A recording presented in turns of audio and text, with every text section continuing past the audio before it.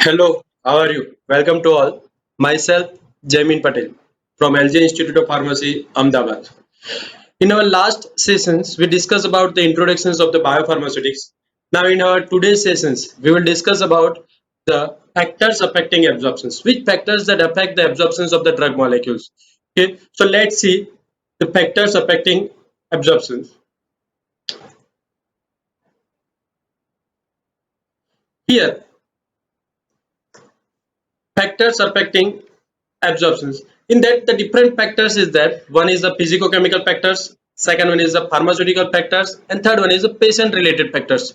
We will see these all the factors one by one.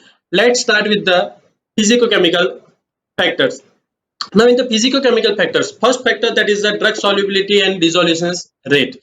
So, students, we know that the solubility of drug definitely affect the absorptions of the drug molecules. Okay, means once the drug is provided into the solid dosage form, later on in our GI tract, that drug is going to means that formulations is going to disintegrate and converted into the small particles. That small particles is dissolved is required to be dissolved for the absorptions. Okay, if the dissolutions of the drug molecule is fast, then definitely absorptions should be comparatively fast. Two type of stage is there after disintegrations. One is the dissolutions and second one is the permeation. If the dissolutions of the drug molecule is fast, means we can say is that the drug is hydrophilic in nature. So ultimately permeations of the drug is slightly limited. Okay, so this type of drug we can say is that is permeations limited process.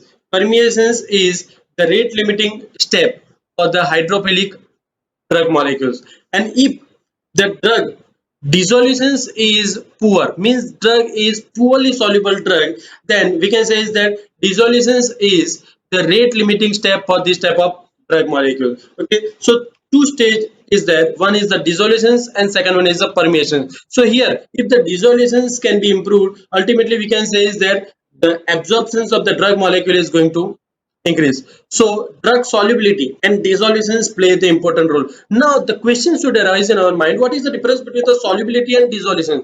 Solubility means the total amount of drug that enter into the solvent system at any time, means suppose the 24 hours is there, 48 hours is there, and dissolutions means the rate of solubility, means how much quantity of drug is going to solubilize per unit time, that is called as a dissolutions. So it is one of the factors that influence the absorptions. Second one, that is the particle size and effective surface area. So here these factors affect the dissolution process, ultimately indirectly it affect the absorption process. So particle size play the major role in the drug absorption. Okay, as the particle size is going to decrease, surface area of powder material is going to increase, ultimately the dissolutions of the drug molecule is going to increase. Now here two type of surface area is there, one is the absolute surface area and second one is the effective surface area. Students, effective surface area play the important roles. As the effective surface area is going to increase, the rate of dissolutions is going to increase. Absolute surface area is not play the important role. Now what is the difference between the absolute surface area and effective surface area? Suppose one particles is there, okay, like this type of particle structures is there.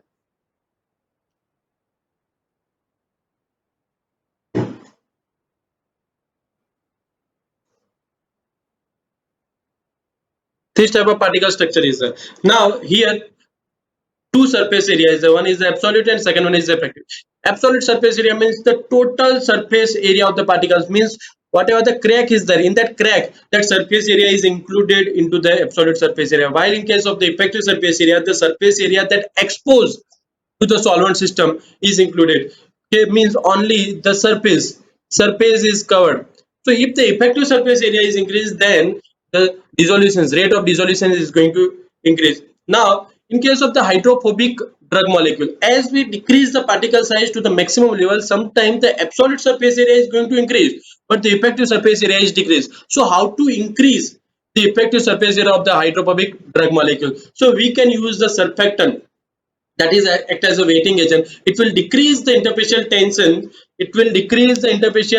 tension, and it will displace the absorbed air with the solvent system. Okay, second approach is that we can add the hydrophilic diluent like the PEG is there, PVP is there, dextrose. This hydrophilic diluent increase the hydrophilicity of that powder material, and ultimately it will increase the effective surface area, it will increase the dissolutions of the drug, ultimately it will increase the absorptions of the drug molecule.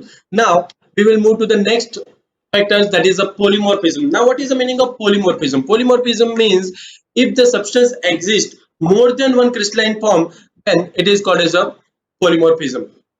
Okay, that process is called as a polymorphism. Now different polymers are available. They are different with respect to the physical properties, like the solubility is there, melting point is there, density is there, hardness, compressions characteristic.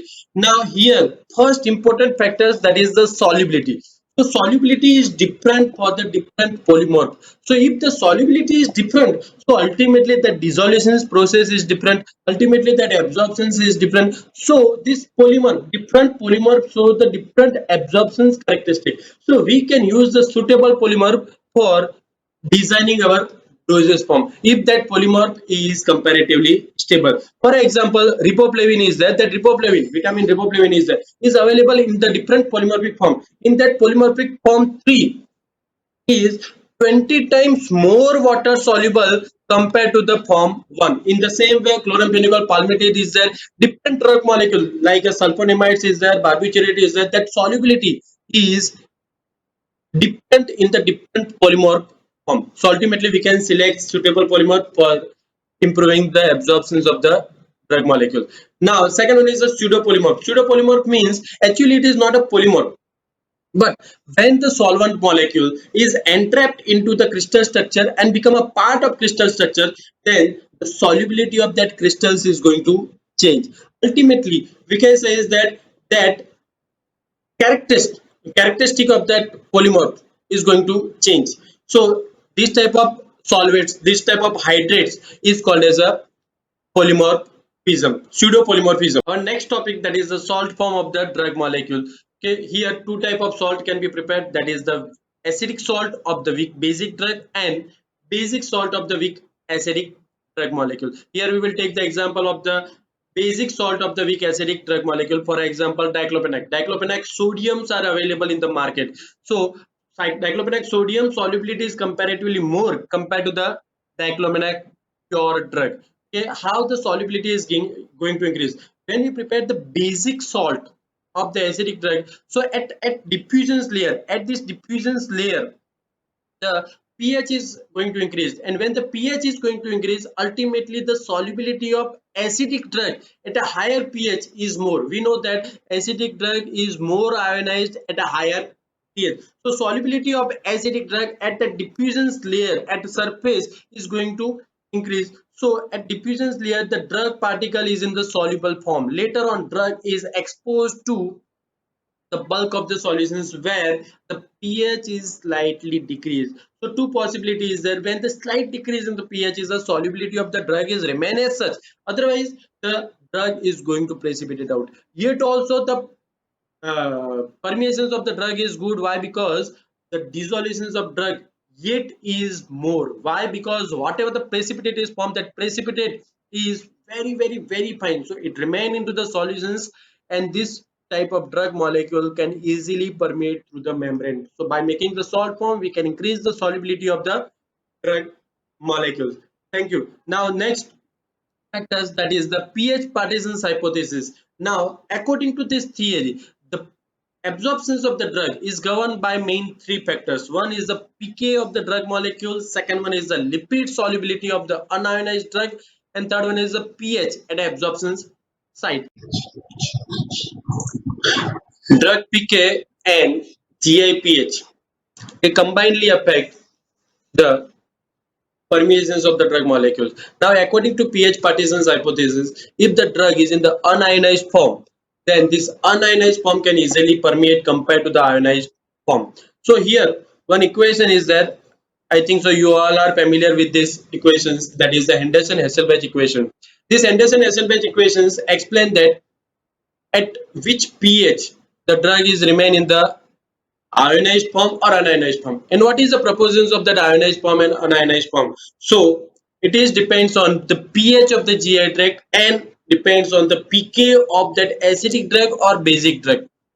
So here on this equation, with the help of these equations, we can judge that at which part of GI tract drug is remain in the ionized form or unionized form. And in that part, the particular part where the drug unionized form is more, so that is called as the absorption window of the drug molecule for the absorption process.